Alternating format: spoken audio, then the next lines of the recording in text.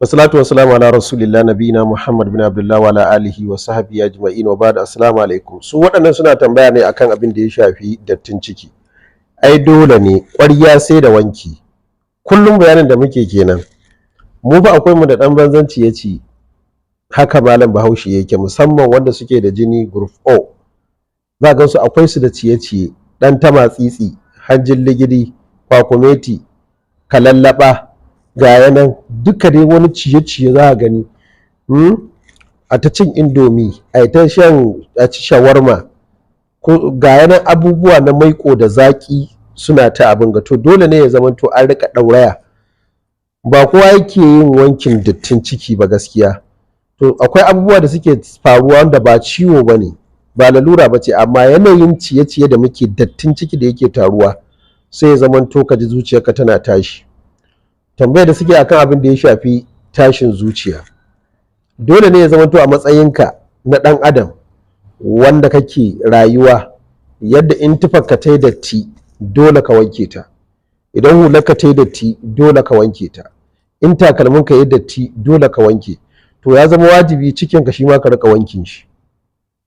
Shi wannan haɗi da zan bada na abin da ya shafi dattin ciki, abubuwa ne guda 4 wanda za a haɗa a rika amfani da su.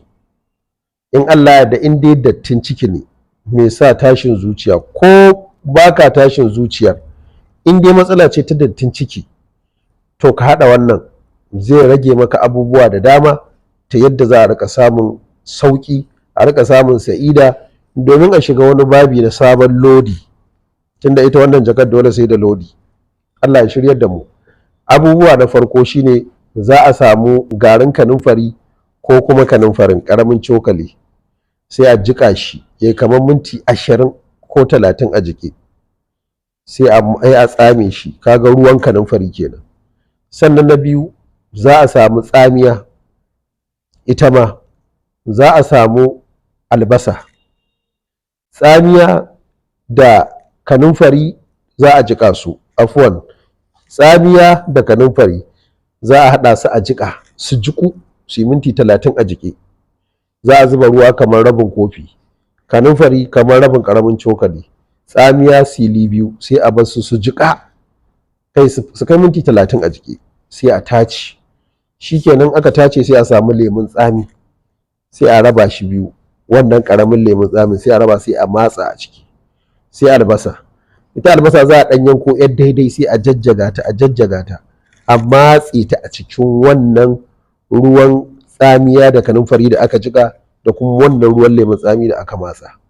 To idan aka matsa sai a juya ruwan, kai ya wuce rabin kofi namu na shan tea wanda aka sani normal moɗa, in yi shi da hausar da kowa zai gane, to rabi. Kuma ruwan ba ruwan zafi ba, sai a sha.